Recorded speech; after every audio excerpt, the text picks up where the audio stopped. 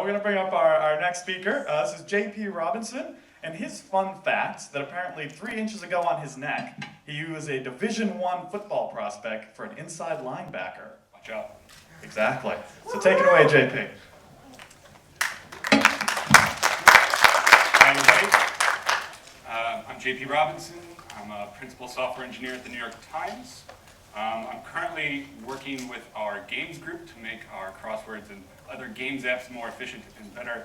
But I did a lot of work in our email alerts and just general alert systems. So today I'm going to talk to you about a tool that I created, kind of spawned from some of our hack days, and actually has been more of a side project for me. But as it kind of developed more and more, the newsroom showed more interest, and we got to build and add more things to it. It's called a Blankscreen. There we go. NewsHound. It's a breaking news aggregator. It uses breaking news email alerts as its news source, and it's just basically underneath the hood is a Gmail account where I created a subscription at all of these news organizations' websites, and then just sat back and let the data flow in. Really an easy way to capture information. And since, like you can see, it's a pretty broad spectrum here, that it's actually nice that I can think that it is kind of a majority rules news aggregator. The most visually pleasing page, I think, on the website is the calendar view. What it does basically is it just plots all of the news alerts that happen in a given week on this calendar. And then you can see, I try to at least match up some of the styling of our news organizations, just so you can kind of tell who's doing what. But it's interesting to see as you look across this information, is that information kind of appears to have little bits of clusters. So what I try to do with our tool here is extract extra information out of it and then determine if a news event has occurred. And it also plots those on the same calendar here. So the same week for news events. And this shows that a darker color blue is a larger event, meaning more alerts participated in it. Lighter color blue means it's not big news. This was obviously a pretty big week in news. This was with a bunch of Supreme Court rulings. From here, beyond this, we also allow you to dive in a little bit further and then get more information about each of these news events, as in like a pulled quote of what NewsHound thinks is the most important or pertinent phrase, and then a listing of all the other news alerts that participated in this news event.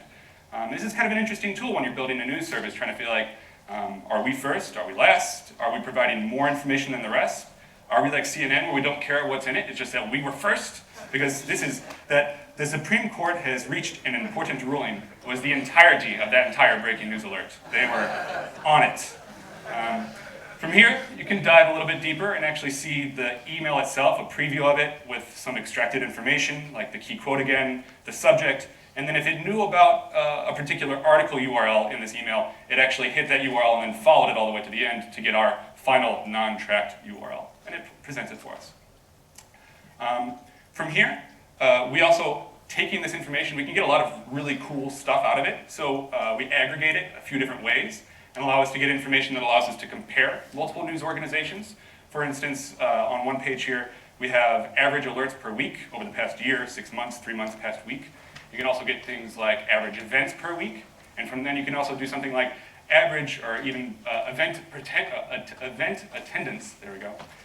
The idea that of all the news events that have occurred, what percentage of them has this news organization participated in? We can also pull out some other more fun trending information. For instance, seeing like the key phrases that may have been used by an organization over the past 12 months. One and Obama pop up a lot, I guess. We also do things where like you can get alerts per week over time, time of day that things normally send. So you can see the New York Times is actually a nice bell curve over our time zone, whereas things like Fox Business, they don't care. It's 8 a.m. We need breaking news now, and they just do it every day. From here, I actually have some other integrations that I've been able to build into the tool ever since we've switched over to Go. One of the interesting ones is that NewsHound currently barks at Slack channels. There's one set up specifically for the newsroom and then one for the rest of us at the Times that are less important. But at least it's kind of fun to sit back and actually watch. In the newsroom Slack channel, it actually is competing against several other breaking news type services that are also spitting at it. So it's actually fun to see them compete with one another. And sometimes I'm happy to say that my one-man operation does beat like the breaking news companies, which is kind of nice. It also barks at Twitter. It has its own Twitter account, so if you ever want to sit back and watch the feed of breaking news email alerts, the hound has got you. At this point, I get a lot of people who sometimes ask me, why email? I found that news organizations tend to be more selective with this, especially versus social and sometimes versus push notifications. It also has more text than a push notification, so if we're trying to do any kind of like language processing on it, there's more to play with. It also contains a lot more links than maybe a push notification that might take you to a single article, where this may actually have several links to some other related things. Right now we're just caring about one.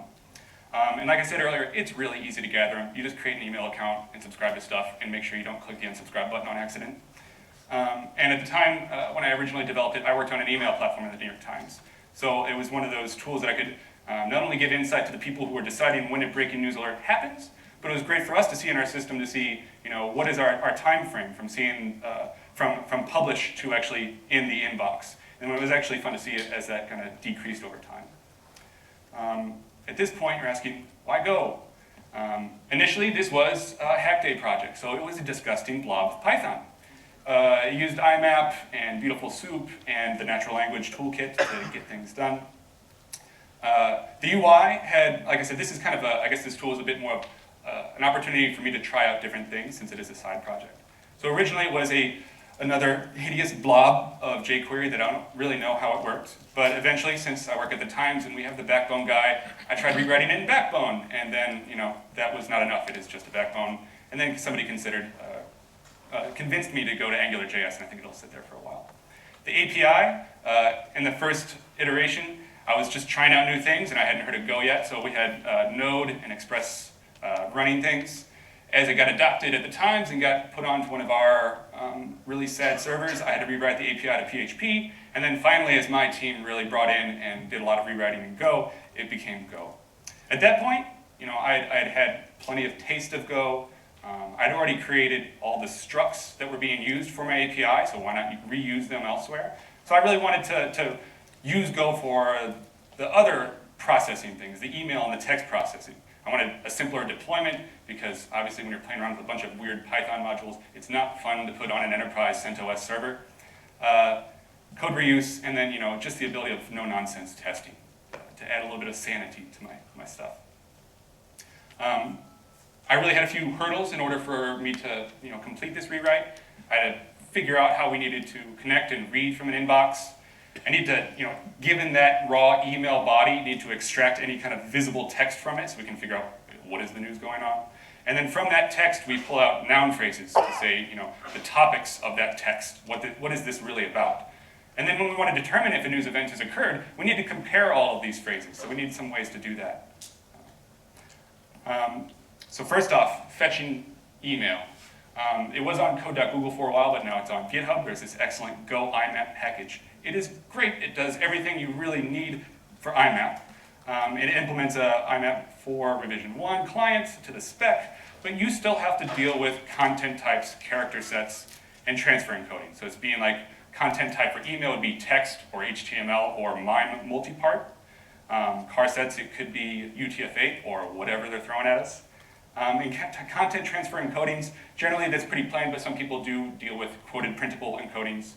We do it at the Times just to deal with some of the HTML we have to send over the pipe.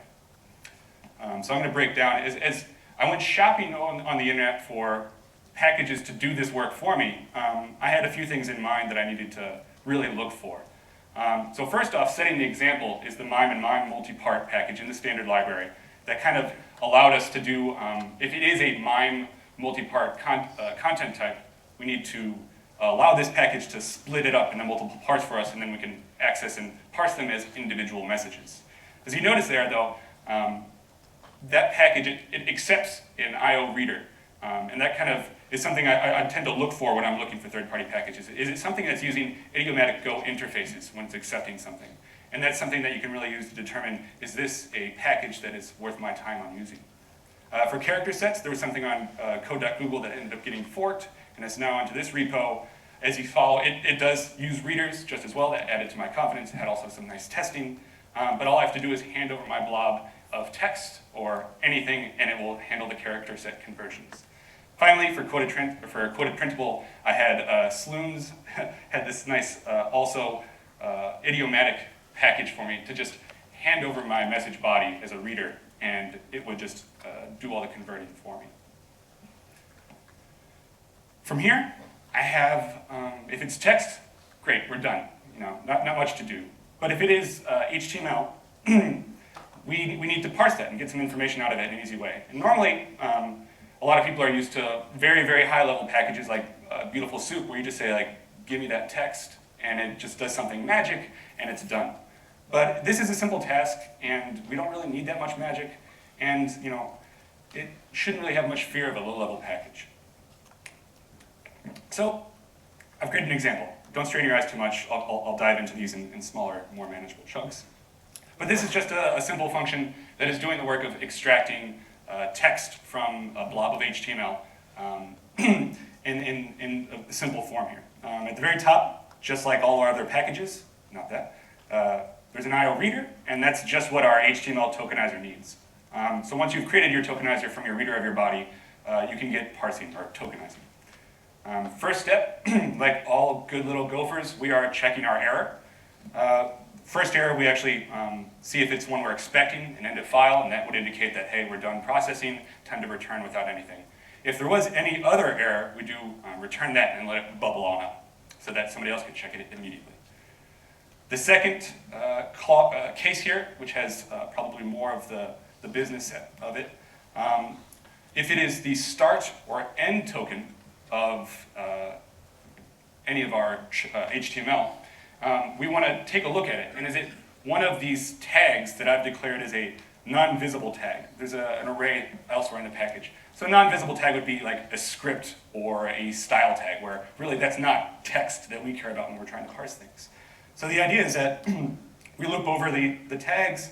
If we see that it is one of our non-visible ones, we check if it's equal, then we set this skip flag. You notice here we're saying that only set it to true if we are at the start token, so that way when we come in and we know that we're at the end token of our non-visible tag, it will flip our skip back. So this skip kind of sets things up for our last clause, the text token. So from here, once we've had our skip, we've checked it out, we are not skipping this block, we trim out any of our text from our tokenizer that they're currently at. If it's empty, carry on, continue. Otherwise, we read the manual, and we know that the text, or the HTML tokenizer, actually is changing the byte slice underneath the hood. So we need to copy it into our output and then append it to our text output. But that's really all it takes. I mean, it still is a certain amount of code, but it really wasn't that difficult for dealing with that language. And it's actually going to be a lot more efficient than a lot of the other big parsing tools that we may have worked with that would try to parse the entire tree and then let you play with it. This will let us do our work as we just walk through the whole structure. And one thing I want to call out is that if you've noticed that in the past few slides, when we're doing things that are involving text, we're not using the traditional strings package that a lot of people may have jumped to when I want to, hey, trim some space or split something or check if it has a suffix.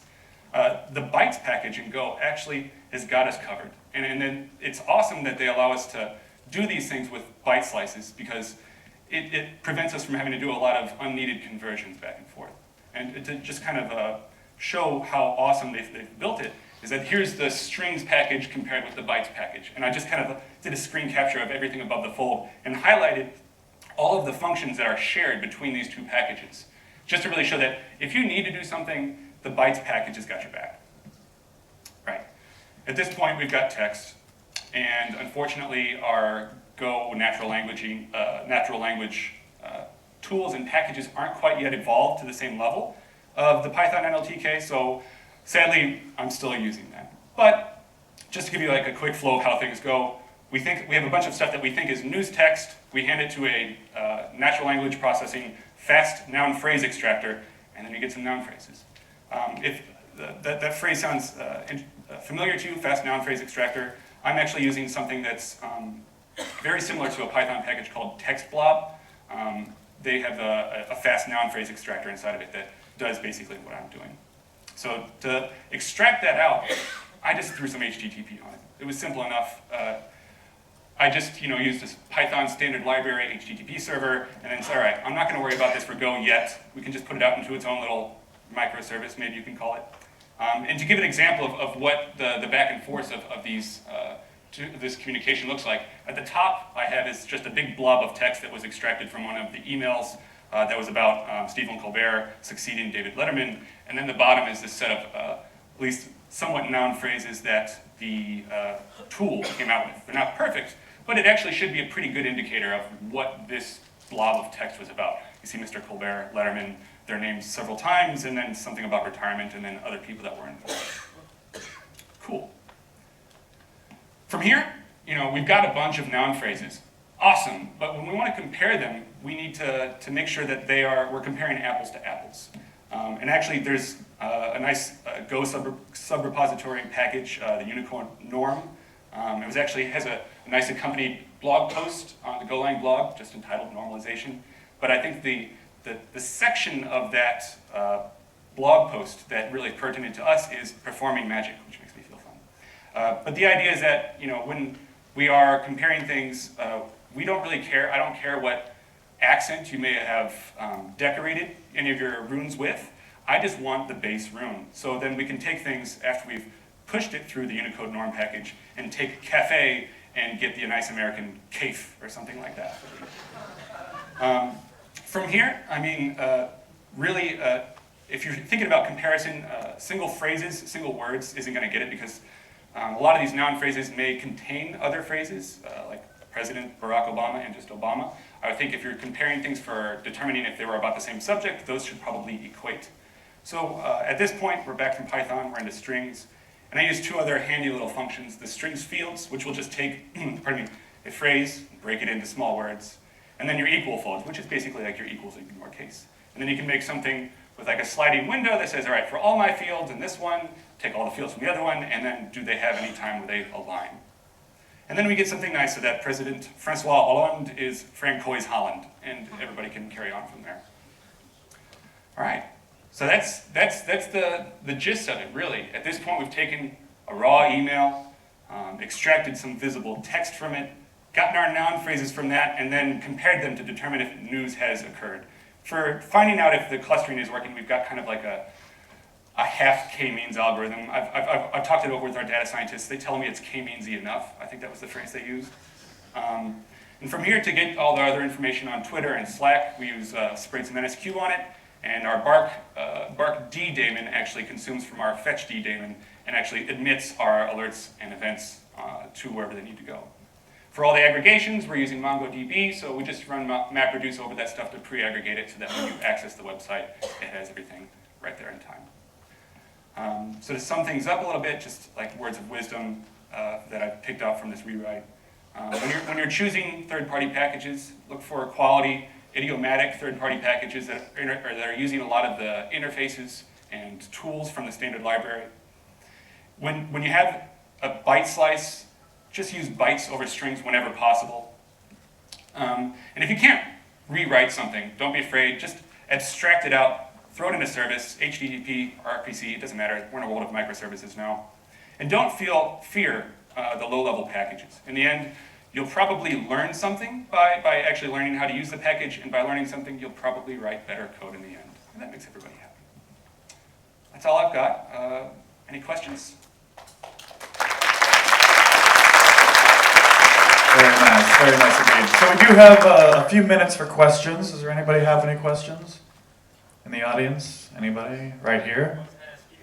What's NSQ? NSQ is a messaging tool that is developed by Bitly. It's just a pub sub mechanism for us. So I just have fetchDs publishing these notifications, and then I've got subscribers in barkd that are consuming them. Other questions? Yes, over here. What would you consider as a phase 2? Can you hear? Yeah, I can hear you. What would you consider as a phase 2? Like a prediction system. That would be, a prediction system would be pretty cool. I think the next features I may look into doing is more of indexing our phrases and noun phrases. So that way you could put in a noun phrase and get you the history of that noun phrase over time as we're going back. So the idea is that you could see a timeline of something like the papal visit, or going back to any of like like any of our Supreme Court rulings and things like that. It'd be kind of interesting to see. I think the nice part about this now at this point is that I've got the API opened up, and probably once every couple weeks one of our data scientists comes knocking and I just say, here's a dump, and then they go make something amazing with it. So I probably get to get some of that stuff back into our app. Nice. Other questions? Yes. Did you use any third-party tools for clustering? Any third-party tools for clustering? Nope, just my crazy batshit algorithm. Just this crazy batshit algorithm. Okay. One more question while Veronica sets up. We're right there, yes. Could you use an entity graph once you have this non-phase extraction so you can see how different things relate to other things? Do you use an entity graph? What do you No, I Or do. would you? I could. Sounds great. Thanks. Okay. Thank you very much, JP. Thanks, everybody. Appreciate that.